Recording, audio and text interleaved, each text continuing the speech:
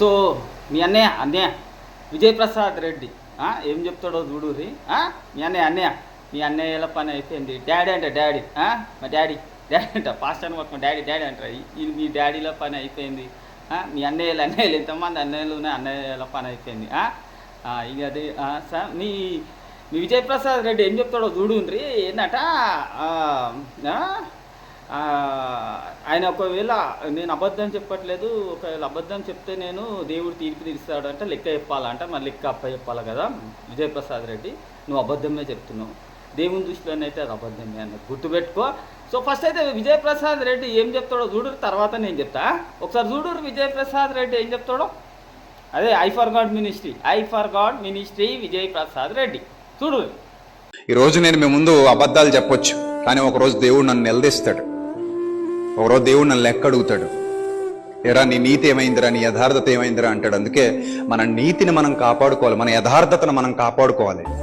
ఇన్నేళ్ల నా పరిచర్యలో ఎక్కడా ఎవరితో ఒక మాట అనిపించుకోలేదు నేను. స్త్రీల విషయంలో కానివ్వండి, పురుషుల విషయంలో కానివ్వండి, ముఖ్యంగా చెల్లెమ్మలు అక్కల విషయంలో కానివ్వండి, ఎప్పుడు ఎవడో నా మీదకి వచ్చి ఇదిగో ఇది ఈ విధంగా ఉంటాడు, ఈ విధంగా వ్యవహరిస్తాడు, లేకపోతే ఈ విధంగా మిస్బిహేవ్ చేస్తాడని కానీ ఒక్క విషయంలో నన్ను అనలేరు కూడా. ఎందుకు నేను ఇంత ధైర్యంగా సంఘం ఎదుట మాట్లాడుతున్నానంటే, నన్ను చూస్తున్న వాళ్ళుగా మీకు తెలుసు నేనేంటో మీకు తెలుసు, అలాగే మీరేంటో నాకు తెలుసు, మనమేంటో ప్రభుకి తెలుసు. అన్ని సంఘాలు కూడా ఈ విధంగా ప్రభువును అనుసరిస్తూ, ప్రభు యందు యథార్థత కలిగి, ప్రభు యందు నమ్మకత్వం కలిగి నడుచుకున్నప్పుడు ప్రభు మనల్ని విడువడు, ఎడబాయడు. విన్నారు కదా. సో విజయప్రసాద్ రెడ్డి ఏం చెప్తున్నాడు, నేను ఒకవేళ అబద్ధం చెప్తే నేను లెక్కప్ప చెప్పాలా అన్నాడు. కాబట్టి విజయప్రసాద్ రెడ్డి నీకు చెప్తున్నా, నువ్వు అబద్ధమే చెప్పినవు, నువ్వు లెక్కప్ప చెప్పాలా. ఎందుకో నేను చెప్తా, విను జాగ్రత్తగా. విజయప్రసాద్ రెడ్డి నేర్పిస్తున్నా బైబుల్ విను. నువ్వేమనుకుంటున్నావు అంటే, ఫస్ట్ సంగతి కూడా చెప్తా, నీ నీతి దేవుని దృష్టిలో మురికిది గుడ్డ అనుకో, వేస్ట్. అసలు నువ్వు ఎంత మంచి పని వేస్ట్.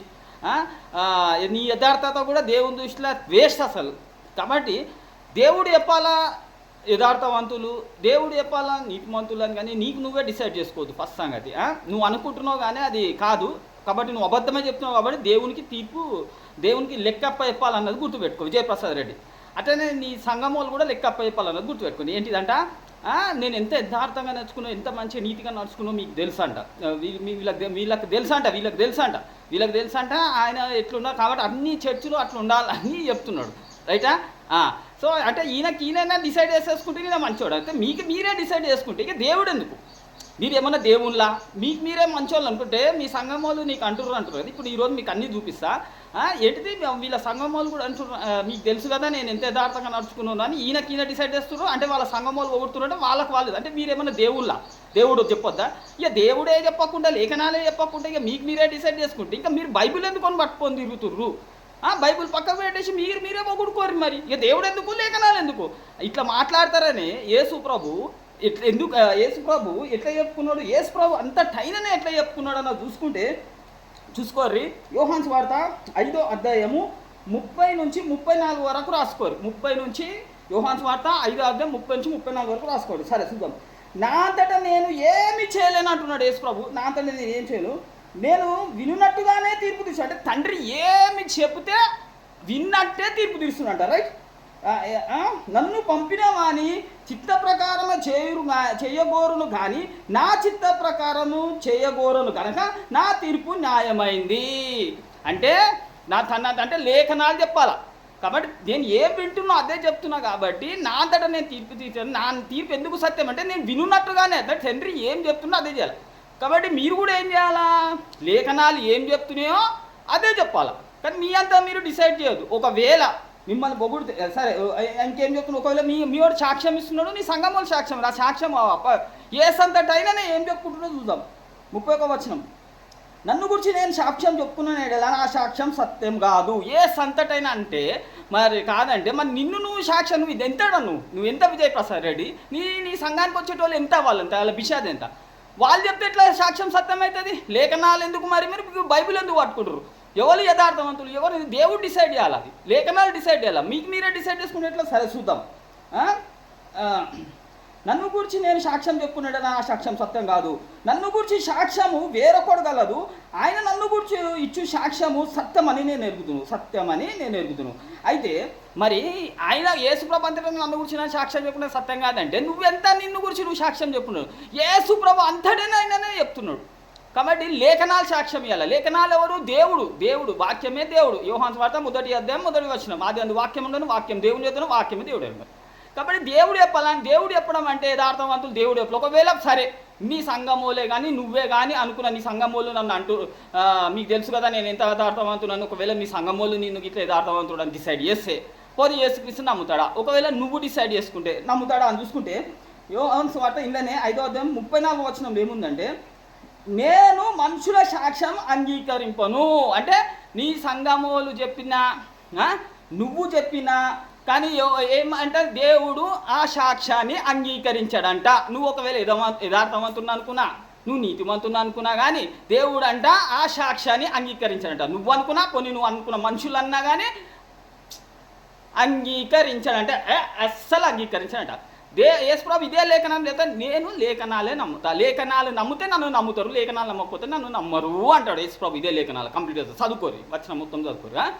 మరి మీరు లేఖనాలు నమ్మితే నన్ను నమ్ముతారు, లేకపోతే మీ పాస్టర్నే అన్నేనంట. అన్నయ్య పని అయిపోయిందని చెప్పారు. అన్నయ్య మీ పని అయిపోయింది, సంతోష్ సనగాడు చెప్పేసిండు, కాబట్టి ఐఫర్ గాడ్ మినిస్ట్రీ బంద్ చేయరు, అన్ని బంద్ చేయరు, మరి లెక్క అప్పచెప్తావా విజయప్రసాద్? అప్పచెప్పు, మరి ఎట్లా చెప్పినావు రా అని అడతాడు దేవుడు.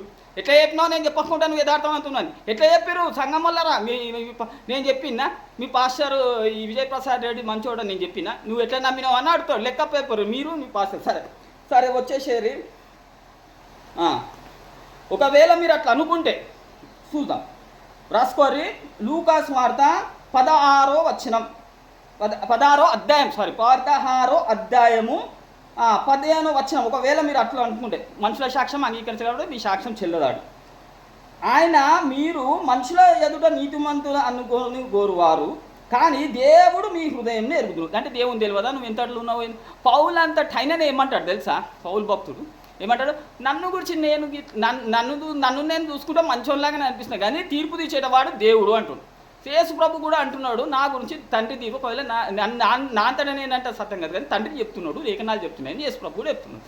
కాబట్టి ప్రతి ఒక్కరికి ఏమనిపిస్తుంది? నేను మంచోనే అనిపిస్తుంది. ఎవరికైనా నేను మంచోనే అనిపిస్తుంది, ప్రతి మనిషికి కూడా. కానీ దేవునికి తెలియదా ఎవరు ఎంతలు ఉన్నారు, ఎవరు మంచోళ్ళు అని డిసైడ్ ఎవరు చేయాలా? దేవుడు చెప్పాలి, అంతేనా కదా? ఏంటంటే దేవుడు మీతో అంటే దేవుడు వాక్యమే. 1 యోహాను వాక్యమే దేవుడు. అంటే వాక్యం చెప్పాలి, అంటే లేఖనం చెప్పాలి. ఎవరు యథార్థవంతులు, ఎవరు మంచోళ్ళు, రైట్? కాబట్టి మీరు దేవుళ్ళు గారు, మీరు డిసైడ్ చేయలేరు. మీరేమి భూమి ఆకాశాలు సృష్టించే మీరు అంటే తిరగనీకన్నది గుర్తుపెట్టుకో. సరే, అయితే మనుషులలో ఘనంగా ఎంచబడినది దేవుని దృష్టికి అసహ్యము.